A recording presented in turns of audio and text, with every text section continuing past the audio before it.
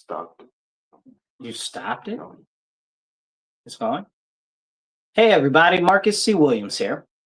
And we've got a couple of questions in, and I'm going to answer these questions in relation to my campaign for Rochester City Council. For those of you who don't know, hey, everybody. My name is Marcus C. Williams. I'm running for Rochester City Council. This election is going to be a serious one. It's going to be in November this year, November 4th. You can vote for me, or you can vote in early elections, and it's going to be in October. So check me out. If you have a question, please drop a question in the comments. And if I'm not able to address it in this time, I'll try to get your comment at a later time and answer any questions that you might have. Drop them below. So we're going to get this show on the road, and we're going to get a couple of these questions in that have been asked me. All right, so let's start. What inspires you to run for Rochester City Council, and what unique perspective do you believe you will bring to this role? Well, what inspires me to run for city council is I'm very passionate about my city. I care about my city. I've lived in this city pretty much all of my life. And I don't like a lot of the things that I see going on, especially in underserved communities, or specifically one of the main communities that I grew up in for the vast majority of my life is the 19th Ward, which started off being all Black homeowners essentially when I was very little. And now they've pushed almost all of the homeowners out of our neighborhood. And now it's mostly rentals or people from outside of the city and other states that have been moved in. Many of us call them transplants. And it's unfortunately, we're in a situation where not only are we facing an issue with our city council not addressing the everyday problems that we're seeing in our community, like lack of jobs, crime, education, and housing, but we're also facing an issue where our voices that are Rochester natives or long-term residents are being completely overridden by personal interests of our city council and of special investors and special interests that are funding the campaigns of these other various candidates, as well as pushing dark money behind the scenes to make stuff go. And it's not okay, because our local representatives are supposed to represent us as the citizens of our area. And I have a unique perspective on that. Growing up in Rochester, going to RCSD, graduating from RCSD, and being a business owner in our city for many years, creating and building business and hiring actual people that live in our community, working in the community that I live in. How do you define the core responsibilities of a city council member, and what do you see as the most crucial function the council serves for Rochester residents? So the main two things that the city council actually does is they do the budget and they do policy and legislation. So with the budget, there are many parts of the budget and monies that go around in the budget that people don't know where it goes. It seems like it's open and transparent because they release a budget every year, but it's really hard to consume if you look into it. But I really see it where if we focus some and reshift some of the budgetary priorities inside the city budget, we can focus it more on important things in the community that are the interests of the everyday people than are more so kind of personalized individual interests from various city council members and other people in the administration pushing their way.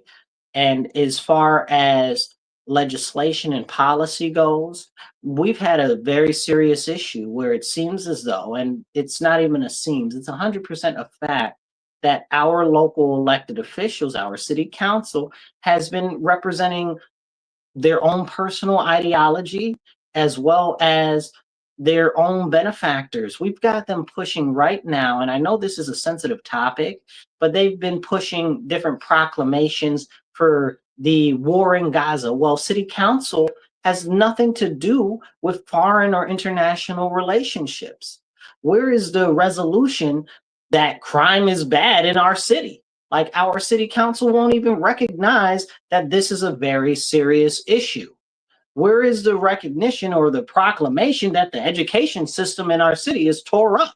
How about that? How about we address some of the real things in legislation, which is actually setting up laws and structures of legislation, which basically would be like the different bills and stuff that we would put forward to actually address various issues with real solutions.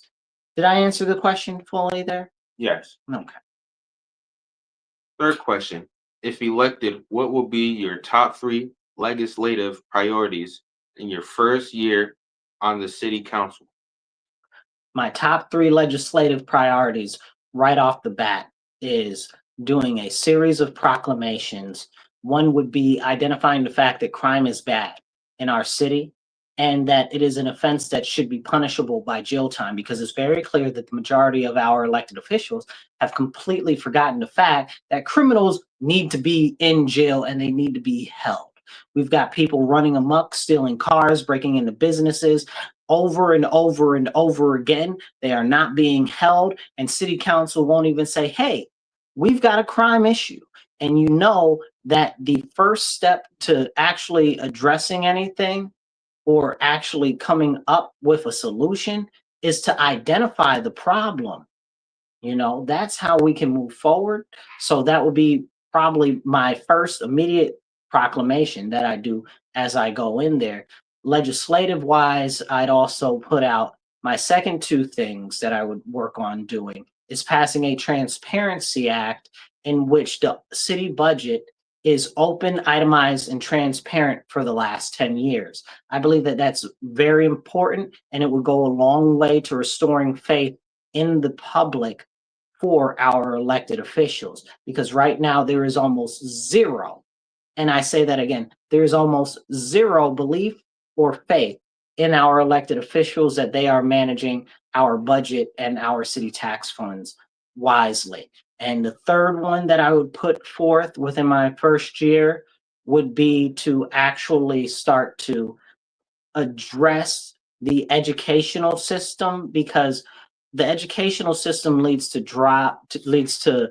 crime, it leads to jobs or lack thereof, and it leads into housing and a number of other issues that we're facing. And right now, the RCSD is just not addressing those issues. So we have to see what structures we can put in place through legislation on city council to actually address those issues. And I have some plans for that actually. You can check out my website, Marcus the number 4, Rochester.com, and check out some of my action plans there. Okay.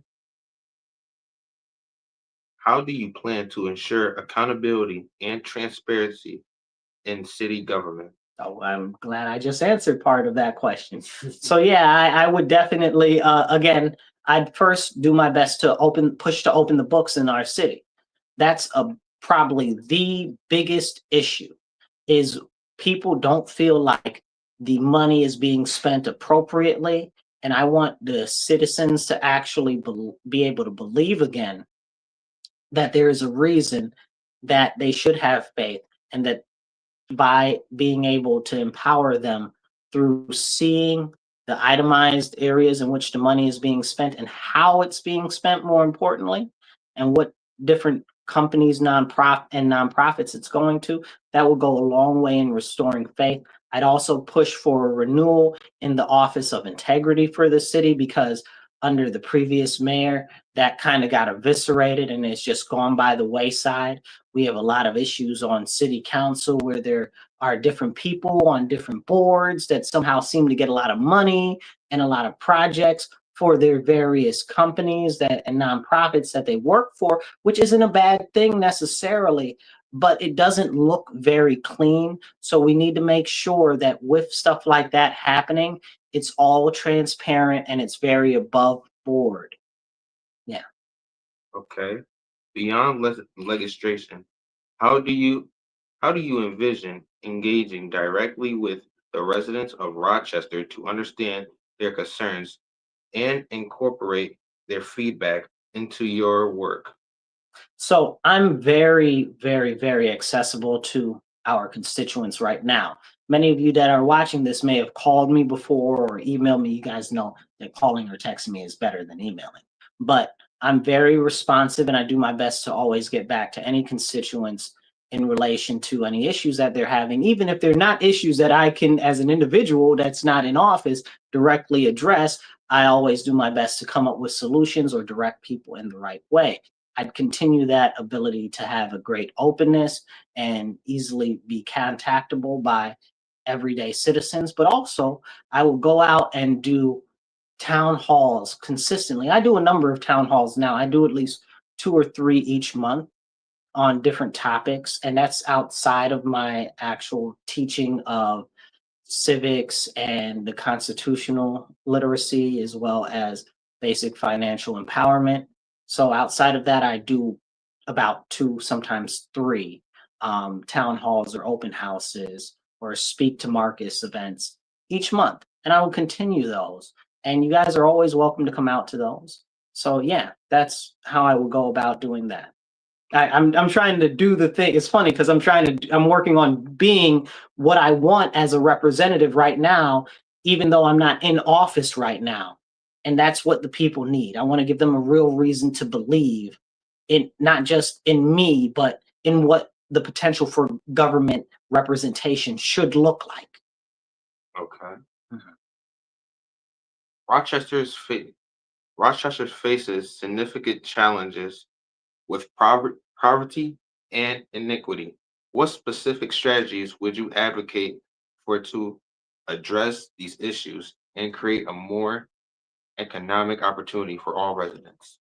So to address the poverty issue, the number one part of that is education and connection with jobs. And the big difference that we see right now than historically is we're graduating people.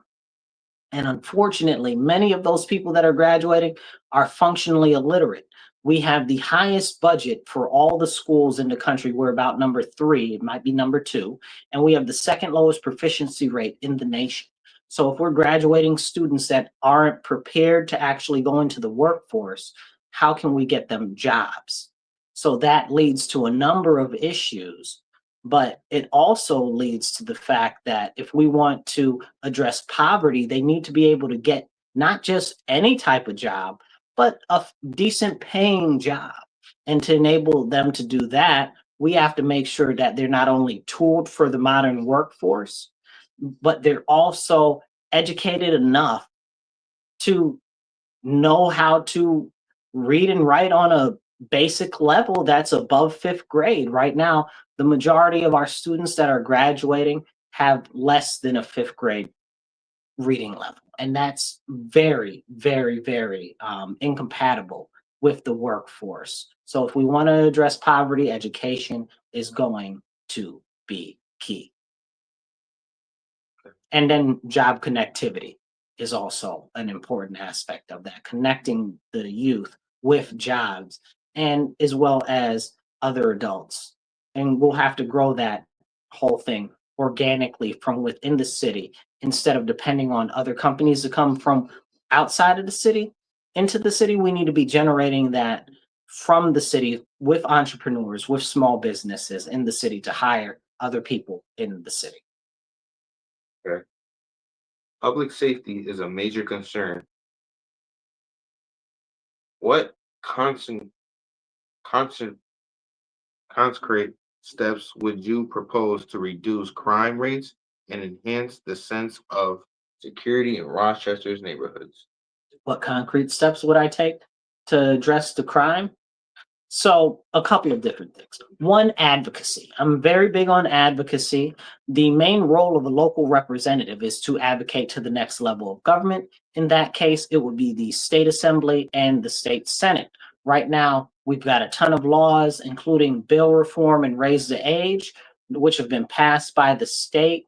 And they're clearly, even if they're well intentioned, not working in a way in which it benefits the citizens on scale because it's actually encouraging crime and preventing accountability for those who are committing crime. So I'd advocate to the state to amend those laws. I'd also work on the local level to create a situation where we can create more local youth detention centers as well as adult holding facilities and start to structure our city similar to a precinct style system that is in place in other areas, like, for instance, New York City, but to allow us to start holding some of these people at least for some time. And we can work out a whole thing of legislation in relation to that as we go forward. So I've got some plans there, and you can, again, that's on my website too. You can check it out. Marcus the number 4 Rochester.com, and I'd love to expound on that at a later time because it just takes a long time. I got a whole plan and go. I'm gonna go for a while. The Rochester City School District is a critical institution. What role do you believe the City Council plays in supporting the district? And what are your ideas for improving educational outcomes for Rochester's youth? So the city council improving the educational opportunities for the youth. Rochester, the city council doesn't do a lot with the school board. They only authorize the portion, like 10% of the budget, right? They vote on the school board budget, but they really don't have much of a say on it, only the 10% that they put in. And then the state throws in the rest. So I'm not very happy with the lack of transparency at the school board right now. And I'd like to see itemized receipts quarterly for what's being spent, where it's going, and what companies are getting the money or the nonprofits that are getting the money. I'd like to see that. That's a very big thing I would push for.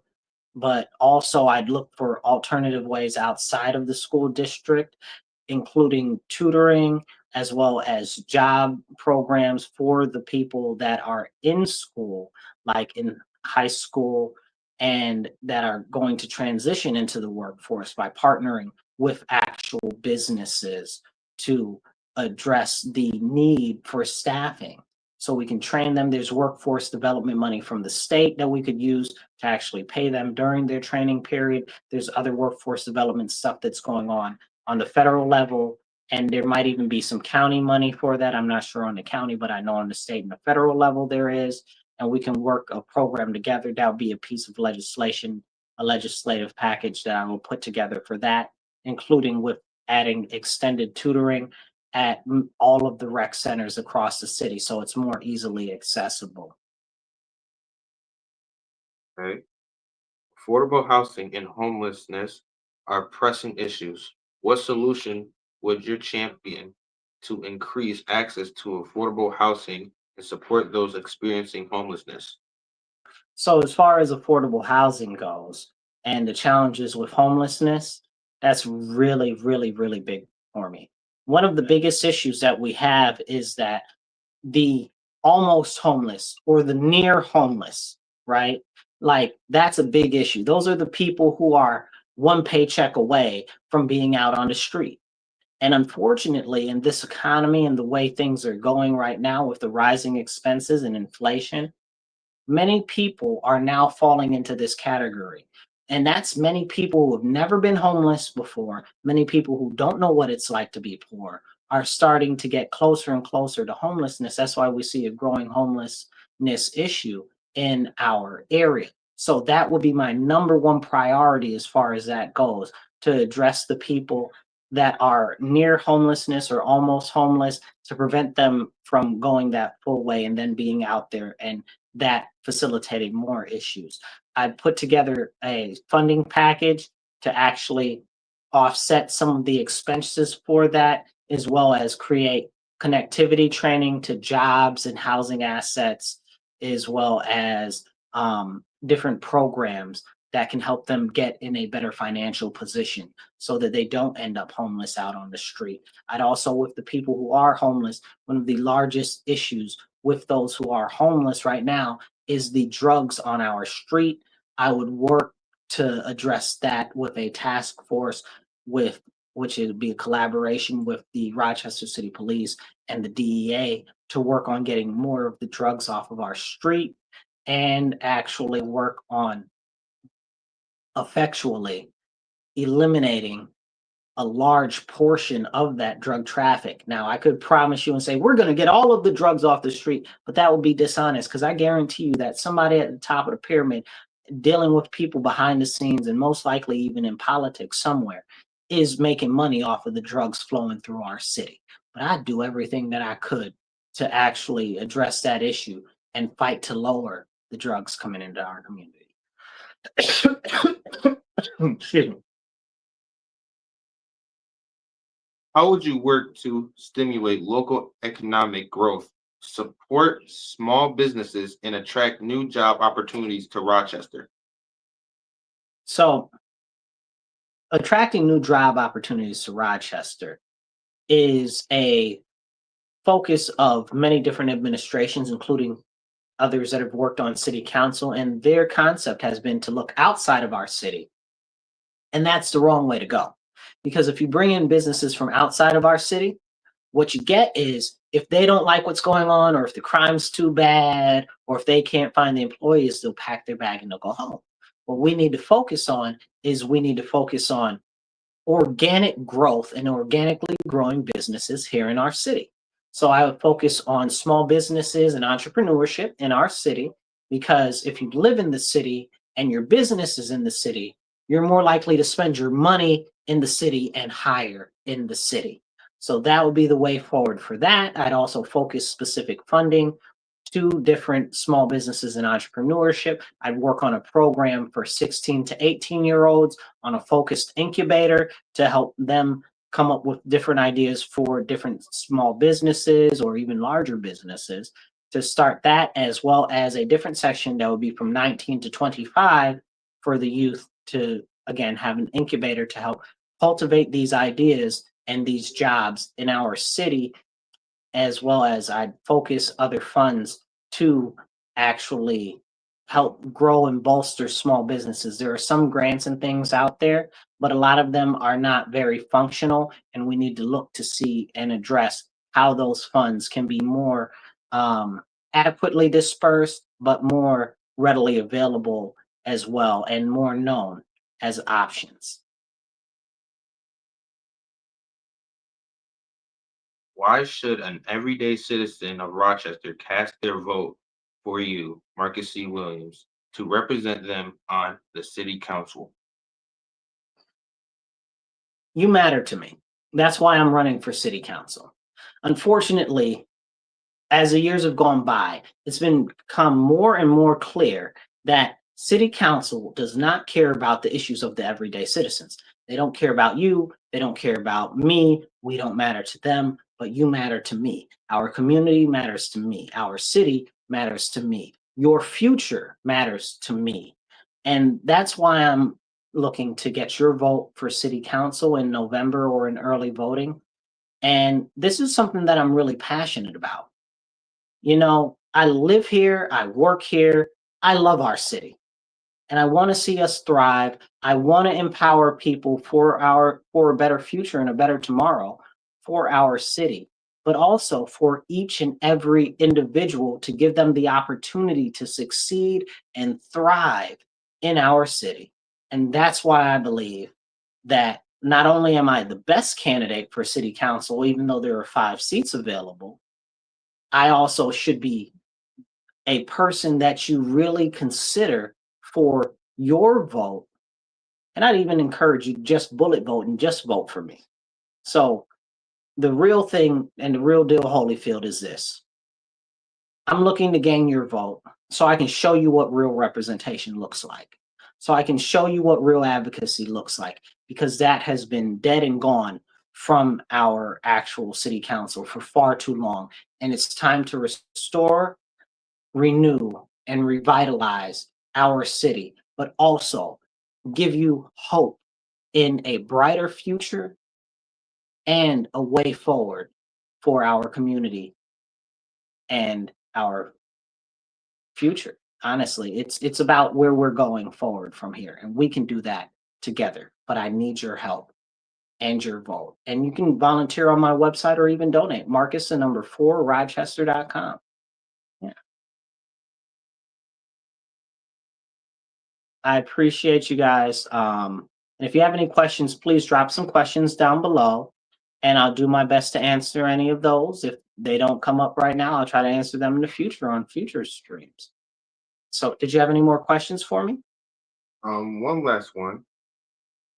How would you work with community organizations and nonprofits to leverage their expertise and resource in addressing city challenges? Okay. Um, there are a number of nonprofits, especially the smaller grassroots nonprofits, that are really doing the work in our area. And unfortunately, they're chronically underfunded. We also see the continued use of pass through organizations, which are not very effective at dispersing the money to these groups that are being effective in helping the community. So I would be very, very interested in looking and seeing how we can optimize those situations so that we can maximize the potential of those nonprofits that are grassroots that really are doing the work, and so that we can have a collaborative, how would you say it? So that we can have a collaborative solution to many of the issues, because we have a lot of nonprofits and different companies that do very similar things, but there's no collaboration or very little collaboration, whether it be because of lack of funds or whether it's just because of ego in different nonprofits or different companies. So I'd work to address that and work to maximize those together all at one time as well. Yeah. All right. Is that any other questions you have for me? No, that would be all.